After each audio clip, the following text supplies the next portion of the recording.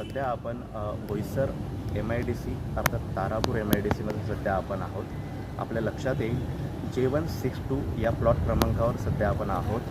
सकाळी 8:30च्या सुमारास या प्लॉटला आग लागलेली होती आणि ही आग जी आहे ती अर्थात LDL ऑइलचा हा साठा या ठिकाणी होता।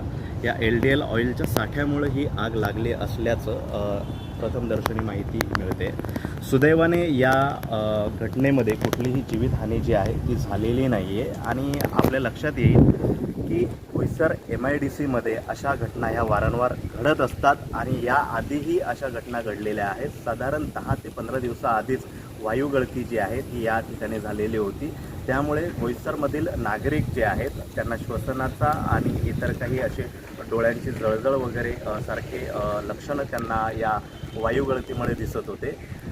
यावरून आपल्या लक्षात येईल की बोईसर MIDCचं जे प्रशासन आहे या प्रशासनाला नागरिकांची काळजी नाही आहे का किंवा नागरिकांच्या जीवाशी हा खेळ सुरू आहे असं म्हणायला हरकत नाही। आपण बघू शकत असाल कशा पद्धतीने हे ऑइल जे सर्वत्र पसरलेलं आहे आणि त्याला आटोक्यात आणण्यासाठी इथं रेती जी आहे ती टाकण्यात आलेली आहे।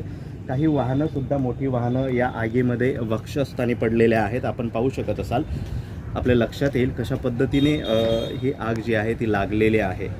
आता सध्या तरी या आगीवर नियंत्रण मिळवलेले असले तरी येत्या काळामध्ये अशाच घटना वारंवार घडणार आहेत का असा प्रश्न बोईसरची जनता जी आहे, पालघर जिल्ह्यातली जनता जी आहे ते विचारत आहे। आता याकडे प्रशासन कशा पद्धतीने पाहते आणि कशा पद्धतीने या घटनांचा पाठपुरावा करणार आहे किंवा यासाठी काही उपाययोजना करणार आहे का हे फार महत्त्वाचं ठरणार आहे।